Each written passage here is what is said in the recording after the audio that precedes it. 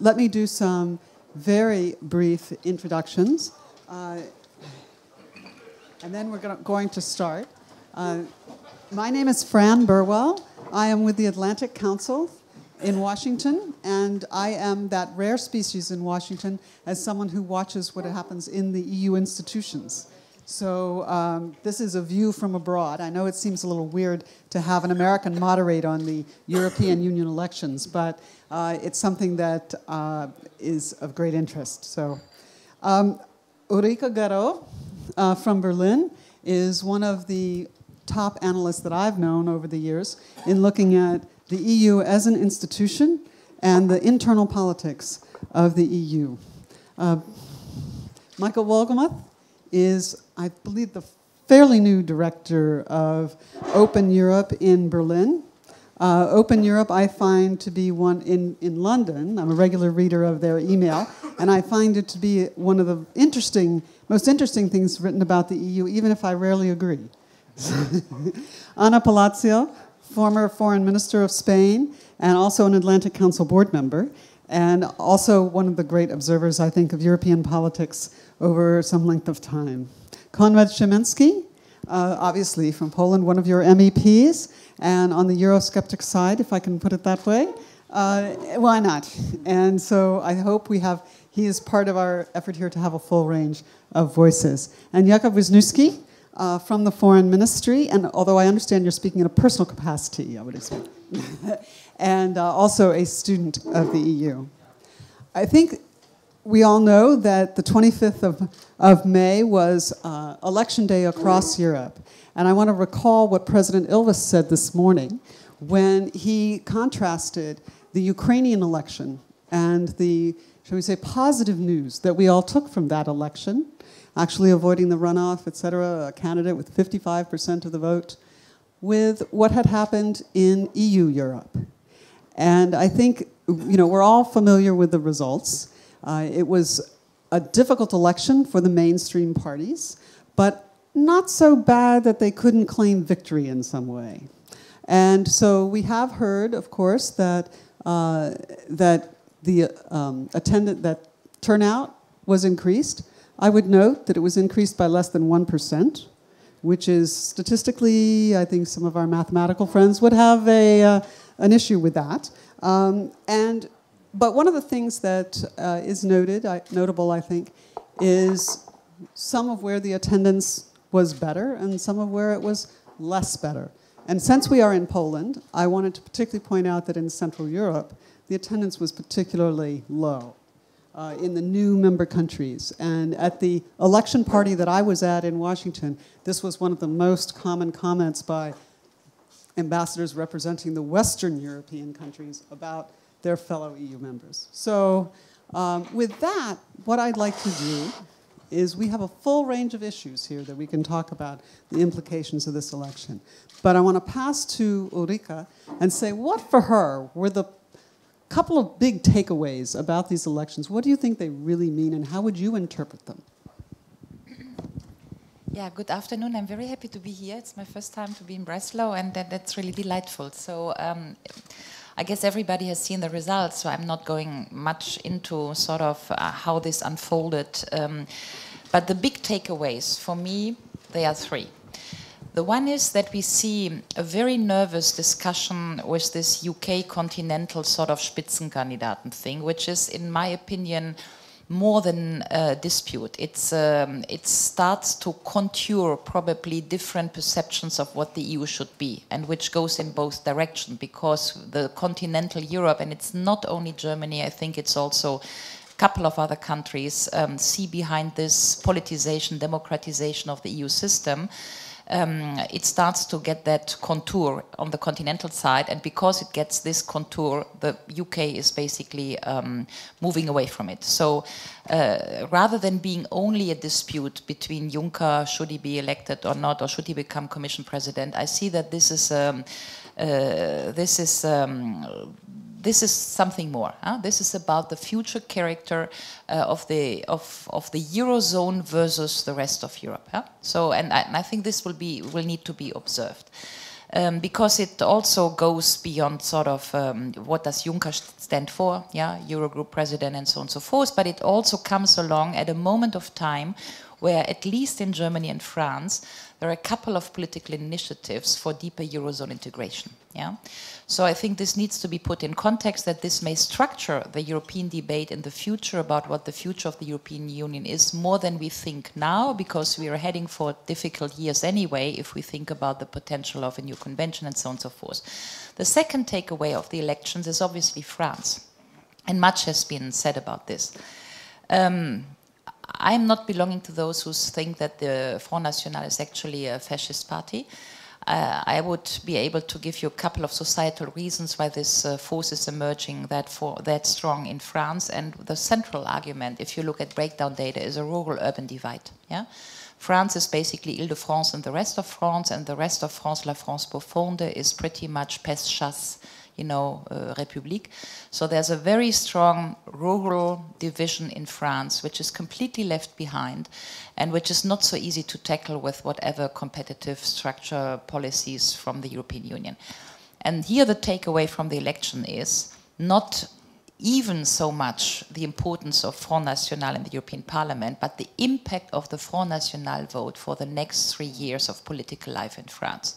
And the French debate will be structured around one single question: Marine Le Pen will run for president. Yeah? So obviously we may say in 2017 there will be a Front Républicain and the other 70% of France will vote her out of office or not into office in the first place. But this shaping a French discussion is not nothing. And to believe that Front National goes away if France grows a percentage point more or so, I think is the wrongest belief that we can have. The vote of Le Pen is a pretty young vote. Age group 18 to 25 scores 8% average higher than average, 8% higher than average.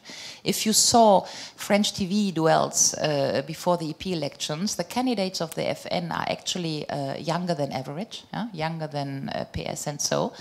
I happen to have two sons who live in France, 21 and 23-year-old, and the one thing I can report from what they talk with their college friends is, why not vote Le Pen? Yeah? So my point here is it won't go away. Yeah? We will need to live with 25% of Marine Le Pen, and it's not only structuring French politics domestically. The real other than takeaway is, what does this do with Franco-German relations? Because we saw over the past 3 years that Germany cannot run Europe alone, although it a little bit tried to do it. So, but what does Germany if France falls apart? Yeah, the end. The third takeaway is a real big split, but there are more important people on the panel to say, is this, you know, voter mobilization gap between East and West. Sort of what is the identity thing in, you know, Slovenia and then 13%, and what does Europe means for them, and how can we go over this? You know, I'm born, for me it's very easy. I'm born 64, I'm born West Germany. I'm a Franco-German girl. I always believed in this ever closer union stuff. I was told it would happen. You see, you know, so we come with very different, you know, sociologies. And the fourth takeaway, and then I stop, is that Germany will probably see the emergence of not a populist party. Don't get this wrong. AfD is far from being populist and far from wanting to be populist. But Germany has created a space for a 6 to 8 to 10% of a national liberal or liberal conservative, or call it what you want, party at the right of the center right. Yeah? And this party, if smartly done, which may work, will catch part of the FDP and will establish itself as a kingmaker party at the right of the CDU in the 2017 elections. And here again, the impact of these elections is not really what it does to the EP, and we can discuss in length, will the EP be blocked or so, but I think it won't. But the real impact is, what does this result do to the national party systems, especially in France and in Germany? Thanks, Ulrike. That's actually a great handoff to Michael, because I'm going to ask him, why was Germany so normal? It seemed, at least watching abroad, that it was Germany that seemed to be where there weren't headlines about this election. So how does that work? Yeah, Germany has become a rather normal country when it comes to European politics, perhaps, but in the whole framework of European power politics, Germany now is in this rather new and uncomfortable, for many uncomfortable position to pretty much dictate the agenda or be a very important veto player when it comes to nominating the Spitzenkandidaten, when it comes to the solution of the euro crisis, bailouts, and so on. So in a way, yeah, the Merkel's policy, also her European policy, was confirmed by these elections. Germany was also one of the few countries that saw voter turnout actually increase, which might have been an effect of this Spitzenkandidaten farce, as I would call it, because at least the Social Democrats had some, attracted some of their voters, because Martin Schulz was at the end of the campaign saying, only if you vote SPD, a German will become president of the European Commission. So he was playing really the national card, which did not go so well in other countries, but so he was quite happy, and Merkel was quite happy. The Greens could claim they have been done rather well. The Left Party was rather happy. The AfD that Ulrike just mentioned was happy because 7%, first time into a parliament, was quite okay. So Germany had only winners, except for this one party, the classical liberal or FDP party, which really is facing a big crisis, and they can be happy that there's no longer this 3 or 5% threshold, and this is why they still got 3 MEPs to Brussels. In addition to some very funny kind of single members representing one rather extremely right party, one satire party, one other ecological party, and animal protectionist MEP. That's part of this German outcome. But I would agree with Ulrike that the consequences in the EP, perhaps the MEP see that differently, is not as dramatic. We will see a grand coalition between the SND and the EPP, perhaps with some additional votes from the ALDE Liberal Party or the occasional Greens, whereas all these very different kinds of Eurosceptics, it's not a homogeneous field, but all these different representatives of the far right, far left, they wouldn't be able to really change the agenda in the European Parliament, but they are quite likely to make life more difficult for their national parliaments. I think it's been a great vote against the austerity policies. Almost in every government that has seen the Troika come to its capitals has lost dramatically in terms of votes. And and that would certainly make life much more difficult if the euro crisis, which is not over, needs other solutions or new solutions in terms of bailout funds. And perhaps the most important actor now in terms of the euro crisis was someone you could not vote for this Sunday or during the elections. It's Mario Draghi. Everyone is now betting on Mario Draghi to drag it out and solve the problem, which is also for someone who believes in democracy and accountability, a rather tricky kind of situation. Thanks very much. Konrad Szymański. How would you interpret these elections? It's often said that the European Parliament elections are basically means by which the citizens in each country vote against whoever's in power because they're just fed up with them at the midpoint of whatever term. Very similar to American midterm elections. Did we cross some threshold into a more Europe-oriented election? Are people voting for Eurosceptic parties, or there was quite a number of parties on the left who did well? So why are you seeing the voters vote the way they have voted? Thank you. Thank you for invitation, because I'm just finishing my MEP job, and I started it in Wroclaw, so it's very double pleasure for me to be here. But it's impossible to answer clearly what is the reason why people vote Syriza, Farage, Marine Le Pen in the same time, because there are many different reasons behind this kind of choice. But we can surely say that there is at least one denominator, quite general, disappointment. I think Europe promised a little bit too much for everybody. And of course it's good, especially in the democratic policy, I know it very well, that you have a temptation to promise everything you feel public expect. But it's a risky business. One day people start to understand that these promises are not very serious. And of course we are in post-crisis Europe. After 2008, many people start thinking that these promises were pretty false, and Southerners are pretty disappointed by the fact that someone would like to have the guarantees, then any next bunch of money will be somehow controlled by someone else than Greek or Portugal or Spanish parliament. And this is a real challenge for democracy itself.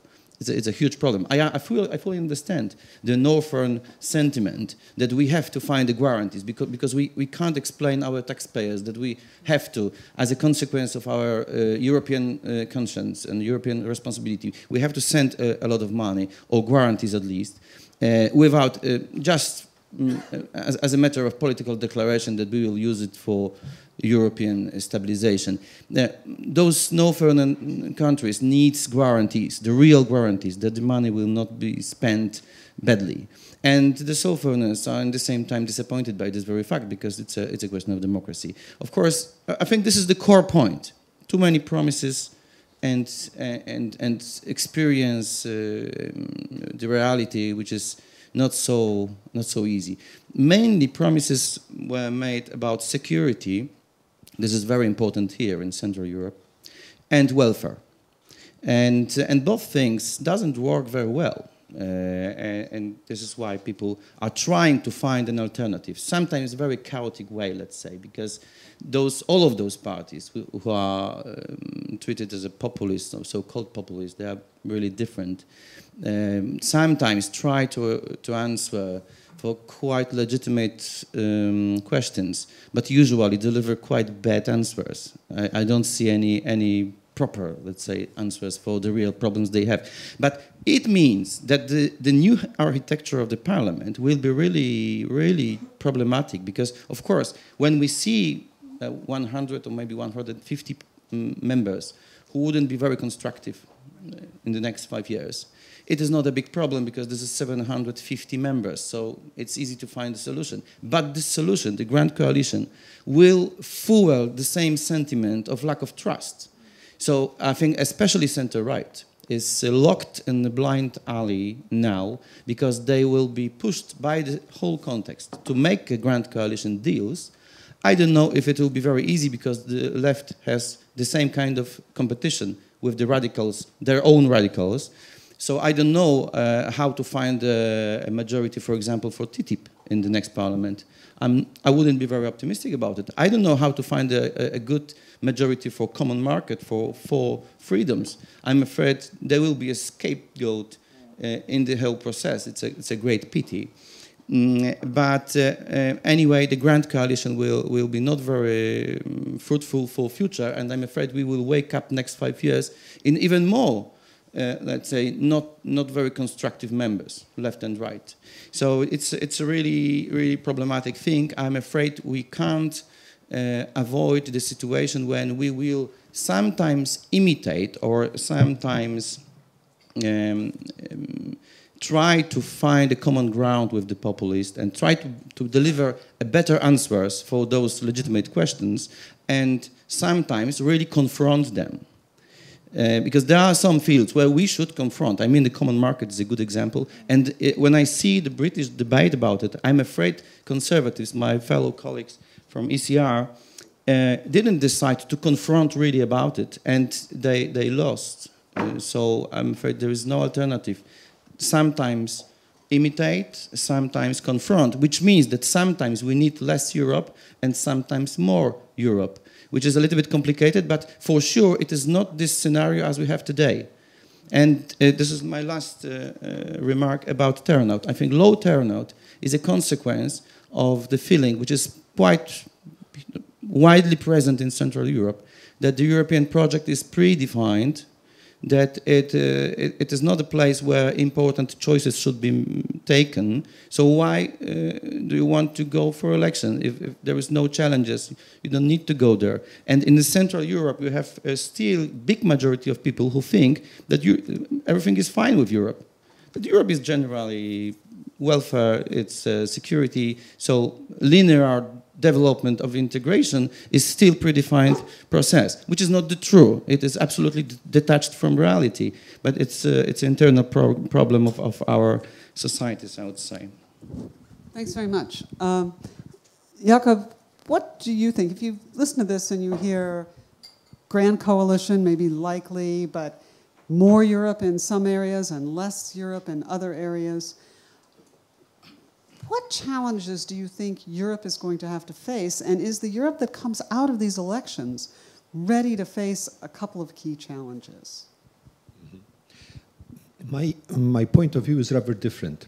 I don't think that the solution is about experiments with competence of the European institutions. 5% more Europe, 15% less Europe in this or that area.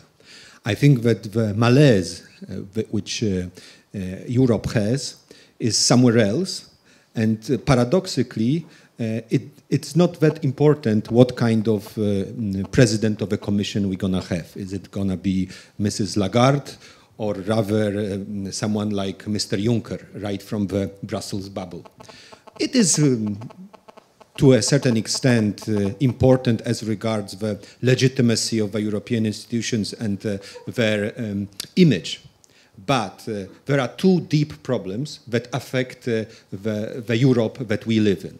One is the economic recovery or lack of it. I think that the results of the elections are not by themselves good or bad. Actually, I would say that they are even good, in the sense that they reflect the political reality well. So the establishment, the people who sit in the European Parliament, they simply reflect the state of minds of Europeans. And Europeans are disappointed. They suffer from the post-globalization disease. They also still remember the depth of the crisis of 2008. So if I were to be optimist, I would say that the next parliament, if there is recovery, will have less populists. To go back to the two big diseases in Europe, one is potential lack of economic recovery, at least in parts of it which are vulnerable, say Greece, say Portugal, but maybe Italy. Or other countries, actually. And the second disease is the lack of sense of geopolitics. What Russia has done has changed the paradigm of the world we live in.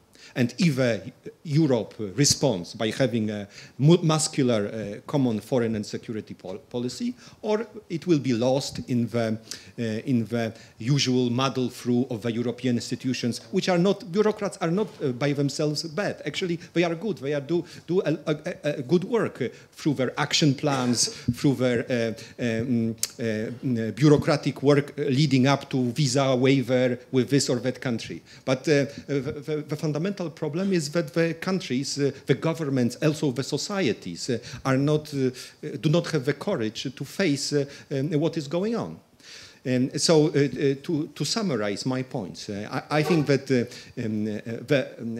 the European Union will be able to face the challenge if it is on the economic recovery and if it is able to face up to Russia as an external threat. Thanks very much. So, Anna, we've now heard about the internal difficulties that Europe faces post-election, but it is, as Jakub says, happening at a time of, shall we say, the reemergence of geopolitics in the European sphere. How do you see this relating to these elections. Where do you think, will Europe have the leadership to address these questions, and how does Europe get that type of leadership? Well, thank you, Fran. Well, I'm delighted to be here. It's not my first time in Wroclaw. In fact, I was here in the first edition, in previous incarnation, by the way, my incarnation, not Wroclaw and not the Atlantic Council. It's great to be here, and I could say that I fully agree with what has been said, in particular with Ulrike's analysis.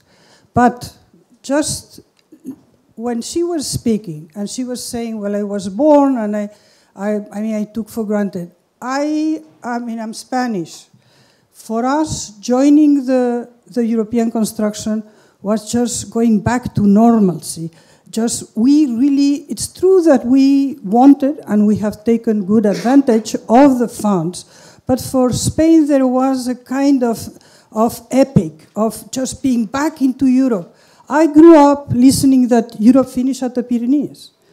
So this is, in fact, why I went into politics, because at a certain moment I was offered this possibility to go to Brussels, and you know, this rage of your teens when you listen to your French friends, because I was at a French school, saying, well, you know, Europe finishes at the Pyrenees. So I think that you have to go back. Why people today don't feel like Ulrike and like me? And I will speak about Spain, but I think that there are a lot of commonalities. It's true Spain is from the south, but there are a lot of commonalities. The first thing, I mean, honestly, we speak about institutions, democratic deficit of the institutions. I mean, citizens are facing the biggest crisis that they have lived, their generation and the generation before. And they want, I mean, this idea of the Spitzencandidate. In Spain, nobody knew what this was or who they were. In Germany, maybe because Schulz was German. I mean, in Spain, I remember a question in a rally, this is a strange name that you are using. You know, this is what European citizens perceive about this debate about this institution has nothing to do with them. And the narrative has nothing to do with them. What they feel is that they have a big crisis, and that, frankly, I mean, we haven't been able to convey the message. For the first time, I was not a candidate, and I was not emotionally involved in this campaign. And what I discovered is that nobody knows a word about the reality of the institutions. You would listen to, oh, this European Parliament, but they have no powers. Come on. Oh, I mean, the European Commission, this big bureaucracy that costs us points of our GDP. And you would say, well, you know, the bureaucracy is less, including the interpreters, than the township of Paris or of other medium-sized, even medium-sized. So there is a lack of awareness. And what people know is the anecdote of the directive of the well-being of the animals in the zoos, yes, all these crazy things. So I think that we have to take note. In Spain, of course, as in many other countries, this was not a debate about Europe. This was a debate about the malaise of the European citizens. We are an aging society, and when you age, you are less prone to just see grand epics and grand adventures. I belong to a generation that we are the baby boomers. This was a very strong generation. You are the end of this generation, I would say, Ulrike.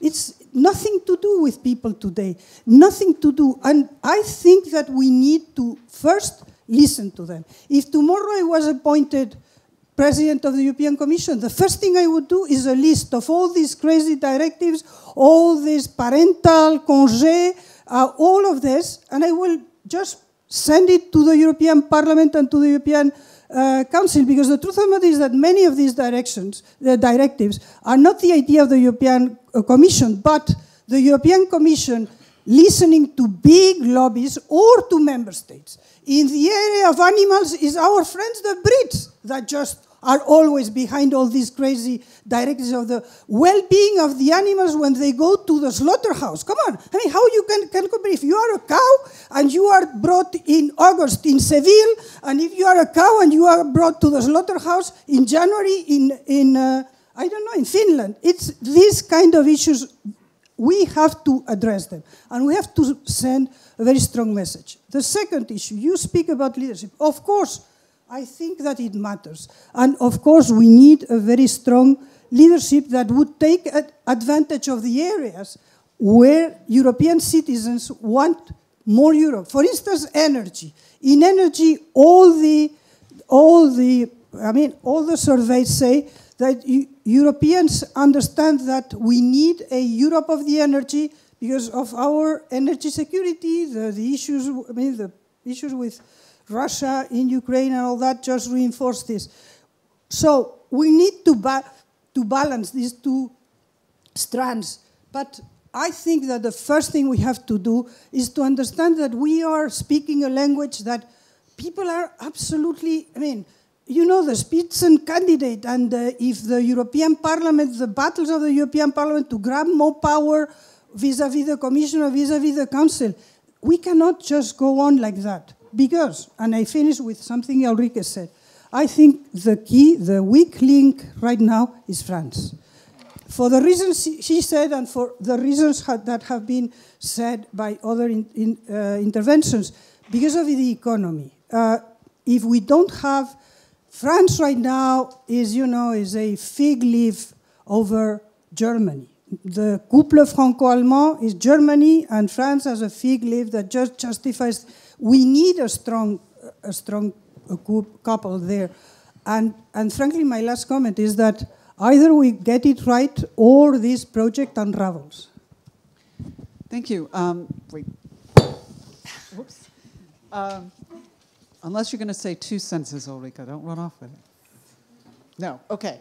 I want to bring in the audience and see if there's some questions or comments, and we'll go back and forth with the panelists. But I think we've had a tremendous number of issues raised here, and there are many more that have not been raised. So, someone from the floor? Yes. Micro without. Is a microphone coming?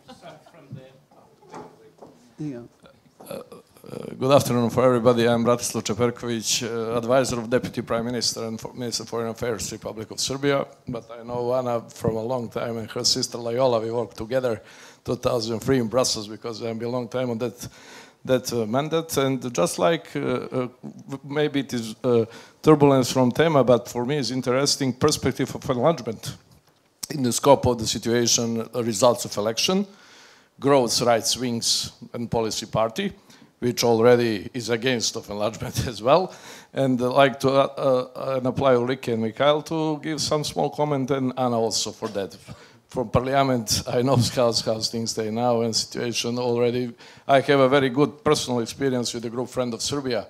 For example, when Danuta Hubner and more others members, more than 50 of them we should include, and we have a positive feedback. But now under these circumstances, a new commission, new parliament is very important to know is it solution, because Southeastern Europe problems, energy problem, what Anna benchmark calls.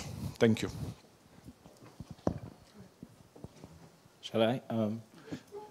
I think one of the results of this election, again, both within the European Parliament and in the Council, meaning the governments, is that on the issue of further EU enlargement, I think you will see much more resistance than ever before. It's also the way that people are now discussing Romania and Bulgaria and the migration issues. So we have enlargement, migration, free trade, all these issues.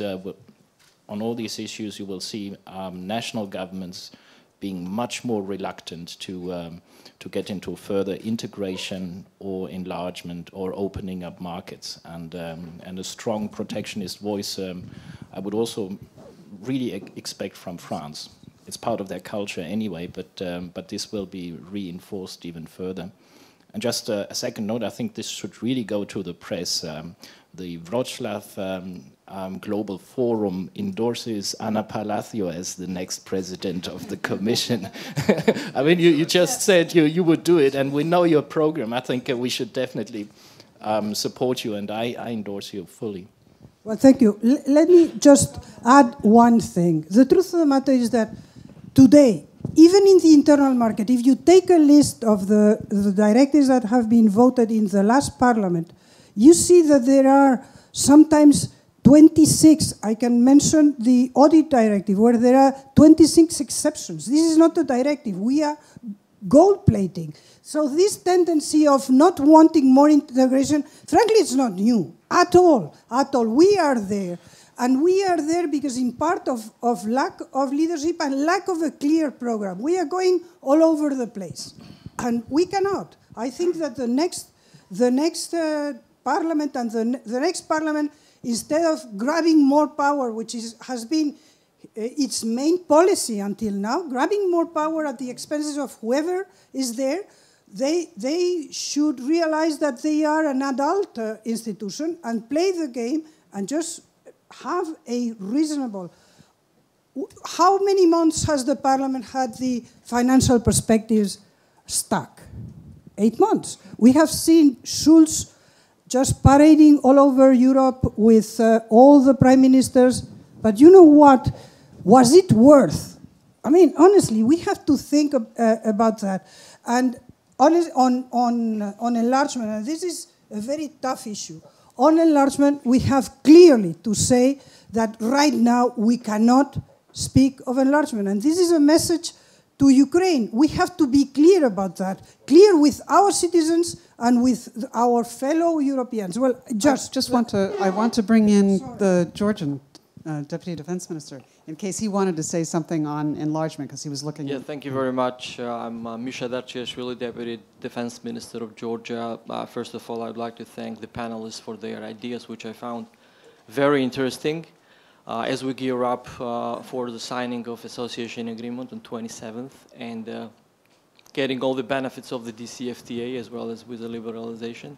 And on a parallel track, Georgia is committed to play an important role while supporting the EU's CSDP policy. And actually, starting from tomorrow, nearly 160 Georgian troops will put their boots on the ground in Bangui, in the capital of the Central African Republic, supporting the European Union mission there.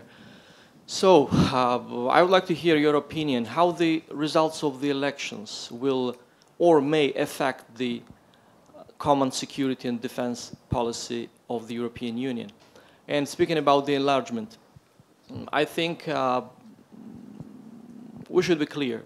We should be clear also that any European ally who is capable providing benefits to the European Union or NATO is eligible to become an EU and NATO member. And these memberships are not against of any country in the world. It's for the benefit of common security of Europe and common security of the Euro-Atlantic areas. Thank you very much. Thank you. Let me bring in Ulrike. Did you have something? Yeah. And then, yes, go ahead. I have, picking up on what Anna said and on your question, I think we sort of, how do we react to the populist, yeah? And I would urge us all to be very honest about really dysfunctional elements in the EU system as it is. And if we let go a system which in that campaign basically contoured a discussion between sort of mainstream defenders of that system, which is highly underperforming in democratic and social terms, then we do not need to be astonished if opposition is outside of the system. Because if we do not allow policy change, opposition, and structural possibility of reservability of politics within the system, if you want a different policy, you need to be outside. And I think this is what happened in the EP elections. And on that, I honestly take, as you said, the arguments of the so-called populists very, very serious. What I mean, I think we do have to a large extent, path-dependently wrong politics also in the socio-economic sphere, which are self-amplifying wrong policies. I give you one concrete example. Most of the cohesion sort of money, you need to have a multiplicator effect of 20 people that you reach, right? So this money goes to town. And it's basically amplifying the rural-urban divide, which is across the European Union the central economic problem. Most of our politics, also most of our policy discussions, especially about shifting money back and forth, is a discussion in the budget between nation states. But nation state is not the category. Most of the problem in the economic sphere is center, periphery, and it's rural-urban.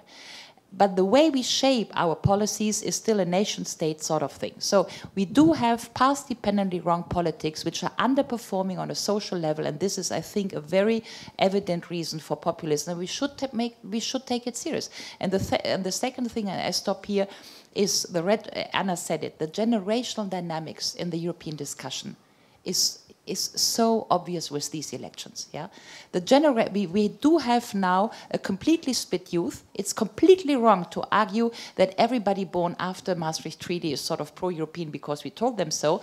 The generational dynamics is we do offer national narratives to part of the youngsters. This is so in Germany, this is so in France, this is so in many other countries. And if we basically, the rest is pure mathematics. Yeah, if you give it another 20 years or so, you can nearly see today how public opinion will basically diverge just because there's a whole generation which has completely lost institutional knowledge of what we wanted. I give you one example. I'm teaching at Bucerius Law School Hamburg, where I get the Patrizia sons and daughters of the wealthy families of Hamburg, and they are in a law course. Yeah, and then you ask them what is the Maastricht Treaty, and they do not know. And you ask them who is Jacques Delors, and they do not know.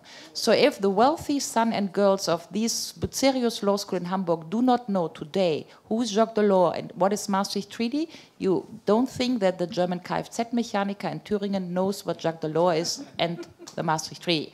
And if you forecast what this gives us in 20 years' time in terms of just discourses, yeah, you get a feeling about the dynamics of generational divide in the European discussion. So I would like to respond to this question because I think this is a crucial, crucial question. Well, I don't have to just show my colors because I was on the forefront when we enlarged our neighborhood policy to Georgia, Armenia, and Azerbaijan. So I was there as a foreign minister. I can tell you that in those days, and this reflects what Europe is, they would ask me, but why are you so interested in these countries in the Caucasus? It's 2002, this is the moment. Why are you interested? Why do you know these countries as well? Because there is a lack of understanding also of geostrategic issues, and I'm mentioning a very high level, so people that were ministers as I was. Now, I think that it is not in the advantage of the European project, nor of the advantage of the candidate countries to negotiate or to discuss in bad faith. By this, my example, I will take Turkey. Frankly, right now in Turkey, European negotiators know that they cannot and that there is not a willingness to enlarge. And Turks know that they cannot and there is no willingness to enlarge. Yet we are there. It's a kind of marché de dupes, which now, my take, we have to have strategy and tactics. Right now, tactically, we cannot just send a message to enlarge. My understanding is that we will, but this is a strategic thing. So what we have to find is different approaches. For instance, why not the European Economic Area, change it, revamp it, reinterpret it. What we cannot is really now launch an enlargement to Georgia, even not taking into account Russia, not taking into account this Russian tropism. We cannot. There is something that the public opinions are still struggling with digesting the big enlargement. I come from a country that we were negotiating for 10 years. We had the most difficult negotiation, this said by interlocutors in those days, And we had to accept transitional periods of 20 and 25 years, which the fifth enlargement did not have to. We need to understand where we are now. The situation is different. We cannot just launch an idea of enlargement like that. It wouldn't be realistic and it wouldn't be fair. So I want to bring in this gentleman back here who's been very patient, and then bring in Konrad. I know. Zoltán Pogács, I'm a political economist from Hungary. I want to ask about the European Parliament, because Anna Palacio in particular, but many of you implied that the European Parliament is a strong institution, and many voters across Europe actually feel that it isn't a strong institution. Actually, it has very limited powers still, in spite of it having accumulated a lot of powers. But if you look at what people want, and Eurobarometer regularly asks people about what they want across Europe, and they say they want jobs, they want to get rid of corrupt politicians in their member states, they want sustainability, etc., etc. Now, the European Union, I don't think it can deliver those things. The European Union, even in its strongest role in the co-decision procedure, gets vetoed by the Commission, and so it cannot initiate anything which is basically in the community interests, and it's a big overhaul of the whole system. So in that sense, the member states are still, the Council is still supreme to the Parliament, even though officially they should be at the same level. And everybody knows that within the Council now, Germany is pretty much the strongest state. So France might be a fig leaf. I'm wondering if France is a fig leaf, what Germany is. What a fig leaf usually covers. But the question is that if member states still make the decisions, and it's particularly Germany, how can we argue that the European Parliament is actually a stronger institution than what citizens really perceive it to be? Thank you. So, Konrad, I think that's a perfect question for you. Yes, indeed. It's another example of the problem we have. Ulrike repeats the sentiment I heard during the campaign, especially during the campaign, hundreds of times. People doesn't recognize Delors, Barroso, Ashton, doesn't recognize even me. So it is really bad. But let's face, people can't find a common ground about the attitude toward European Parliament. It's true. Some people said it is very profound, very powerful. Some people said no, it's nothing. Both are true in the same time. That's the complication, because European Parliament is the only parliament which doesn't hold universal legislative power, specific. But in the same time, this parliament is necessary to complete every international trade deal. Is it important or not? In the same time, it is weak and it's strong. It can be strong. It can be especially unconstructive if you want to finish any important piece of European legislation, not declarations, legislation. You need the European Parliament, so it's strong. But of course, not only Parliament, which is, of course, the proof of weakness. And I think when we have these very popular, I think, remarks, we should face the real question, the crucial question, and ask ourselves if we went too far with the direct democratic legitimization of the international process. This is the only parliament which is directly elected, and it is designed to control international body. Of course, we can talk if it's per se institution or just international institution, doesn't matter. It is very, very experimental design. And maybe if people doesn't recognize me and Mr. Barroso, maybe we should ask ourselves if we really need direct democratic institution to control it. Maybe we should move democratic legitimization more toward national parliaments, which don't have such a problems. I never heard questions about the legitimization of the Serbian, Polish, or Spanish parliament. Even if turnout is low, people agree that yes, of course, this is our parliament. This is our body where our politics is going on. European Parliament is not very clear in this sense. And then second remark about enlargement. I think it is really significant that among our first initial speeches, there was no single word about enlargement. Really significant because, to be honest, including my own initial remarks, the first natural consequence of the huge representation of so-called populist parties in the EP should be enlargement obstacle. I'm afraid we already forgot about enlargement, all of us. And this is the problem. And another reason, not the only one, not the most important reason, another reason to think about the reduced or fit European Union, because if we could imagine the Union with quite different budget flows, with quite different expectation, obligations concerning welfare tourism, for example, we would start think that enlargement could be possible. Without this reduction of power or reduction of integration, for some percent, I don't know if it's 15 or more, it's really impossible to think about enlargement, and it's a pity, of course. Let me bring in this gentleman here. Thank you. My name is Milan Ninja. I'm director of Central European Policy Institute, CEPI, a regional think tank based in Bratislava. And I have a comment that was provoked by something that Ulrike said at the beginning, and it's about the low turnout in our EP elections.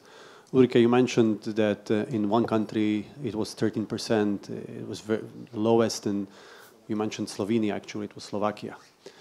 And I'm used to, for 10 years after the enlargement still, I'm used to coming to international forums and explaining the difference between Slovakia and Slovenia. Although the difference between Iceland and Ireland is very clear, geographically, you know.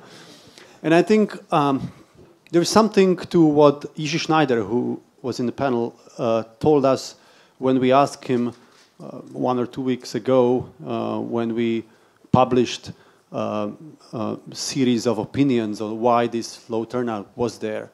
We have an outlet, a view from Central Europe, where we ask regional experts on how they explain things. You can find it, by the way, on cepolicy.org. I would slip the opportunity to do some promotion here. But here's the question. What I think Jiří Schneider said that in this region, in these countries of the EU, we used to call new EU members, we don't have problem with anger. We have problem with apathy. If you look at the list of MEPs that we elected, we don't have that many Eurosceptics there. But the low turnout is really a problem. And I think it is the other side of a coin of lack of ownership, which is reinforced by certain arrogance from old member states that is still out there. And I would trying to ask you a question, and in a positive note, here it is.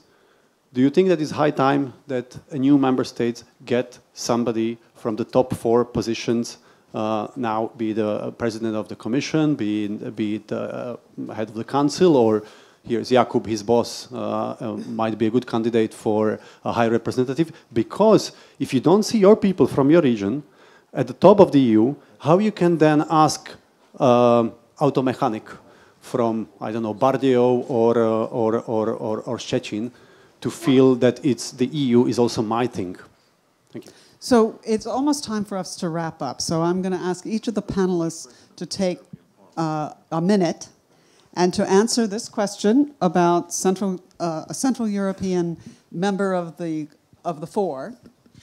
I'd also like to hear your views on whether you think Jean-Claude Juncker will be selected or should be selected, and whether there's a difference there. And you can also very briefly pick up on anything else, because I know we've kind of jumped around quite a lot. And we could undoubtedly go on for quite a long time. So Ulrike first. Jean-Claude Juncker should be elected but will not be elected. Charles Grant gave a list of potential candidates in his CR piece that obviously everybody has read, I guess, about very numerous names of Eastern Europe for taking senior positions. I apologize for the confusion. But I have even more far-reaching ideas. And the more far-reaching ideas, you know, if you send 8 deputies, this is obviously doesn't give you any hunger to sort of 8 out of 700 deputies, 732, yeah? The thing is, if we do not measure, and that's again why do we measure everything within country sort of borders in the European Union, yeah? People voted actually 178 million or so, which is roughly the, if you measure by, say, European citizens average, yeah, and you do not measure it with percentage in the contours of allegedly nation states, right? Then we get other results, because then basically we have a huge turnout, at least as much as the US citizens voted in these elections. And I think there is also, I mean, beyond your reflection of apathy, I think there is a reflection of when do we basically get to a point where this transnational list making and so on gets really a sense, so that it's not sort of Slovenia loaded that way, Slovakia this way, and the Czech Republic, you know, because that's a little bit also the absurdity when you are framing European elections. Thank you. There's always a problem if you follow up on Ulrike, everything has been said. But I would say exactly the opposite when it comes to Juncker. I think I'm afraid he will be elected, but he should not be. And if you read German papers, you will read 7 reasons for that in the Frankfurter Allgemeine Sonntagszeitung. I just finished this article, and so there's many. Where I also argue that this whole idea of Spitzenkandidaten was completely misconceived. You give the people the impression that these were the direct elections of the next president of the United States of Europe, right? And this is not what European Parliament elections are for, and the Commission should not be a party politicized kind of government, right? They should be the guardians of the treaties, but should be neutral, kind of umpires or referees. And simply do their bureaucratic job, but not claim that, you know, we had a party program, and since Juncker promised something, he didn't promise anything else that Schulz has promised. So in a way, he's the ideal candidate. But the whole process, I think, then also, and which is of course something that Open Europe is concerned about, could lead the Brits to the exit. Go ahead. Well, two ideas. The first is this idea of the Spitzencandidate was an idea of the European Parliament. Once more, let's not forget about that. It was the European Parliament. First, I think he will be appointed, and you know the rest is just not irrelevant. He will be appointed, and we have to make it that this is a success. This will depend a lot on who is appointed as commissioners, and frankly, I think that Sikorski would be a fantastic, and will be, let's hope, a fantastic replacement for Ashton. Now, I leave it here. Okay, then I leave it here. Konrad. Yes, I'm afraid Juncker will be elected, and it will be another huge step toward disintegration. Because it means that we will start another period, another term of European Commission with a huge tension at the very beginning. So it is not very promising for someone like me who would like to defend something from this project. And I wouldn't like to accelerate the disintegration up to nothing. And I'm afraid, like it or not, I'm afraid we have an alternative, a smaller union or no union at all, in a quite visible perspective. I'm afraid in the next 5 years we will have another even less constructive parliament, and if we will lose the time of these 5 years, which will be a kind of pause in European politics in terms of parliament, if we lose that time to explain each other what we really want from Europe, what kind of Europe we can hold, we can support, we will wake up in a really bad times, and I'm afraid it is the beginning of this story. It's a kind of status quo power, although this is of course a little change, but it is a change absolutely toward bad direction. So Jakub, you don't have to comment on your boss's chances, but I do want to hear about Juncker and anything else you want to pick up in 1 minute. Very quickly, how will the European elections affect the CFSP? I think that they will not affect, they will have no impact at all, because the key to the foreign policy of the EU lies in Berlin, in London, in Paris, and these capitals are going their own ways. There are different directions. So to be honest, I think that we are putting ourselves wrong questions. Does Europe have stupid laws? Of course it has. Does America have stupid laws? Plenty, I guess. I think that the European project was elitist from the very beginning. The problem is that today's state of mind of Europeans is different. And the British, they say, we all like the European integration, but the Working Time Directive is a work of the devil. But they don't want to improve the Working Time Directive. They just want to have a reason why they step out. So if you engage in this kind of race to the bottom conversation, everybody will find something that they don't like about the EU project. So the point I'm making is that either we have a package with some stupid laws, hopefully the majority of them will be sensible, or there will be no European integration project at all. Well, I want to thank the panel. We have to go upstairs now to the next session. But I want to thank them for a very, very interesting discussion. I just want to say that when you're criticizing the European Parliament, I sit in Washington and watch the US Congress. And the turnout for midterm elections is usually about 36%. So for elections where we do not have presidential candidates running. So I think there is a huge debate to be had here in Europe and actually in the United States about the role of our democracies and what they mean for these new generations and a new globalizing world. So thank you to the panel for, I won't say clarifying the results of the election, but at least allowing us to examine some of the implications and to raising even more questions, which is the beginning of trying to understand. So thank you.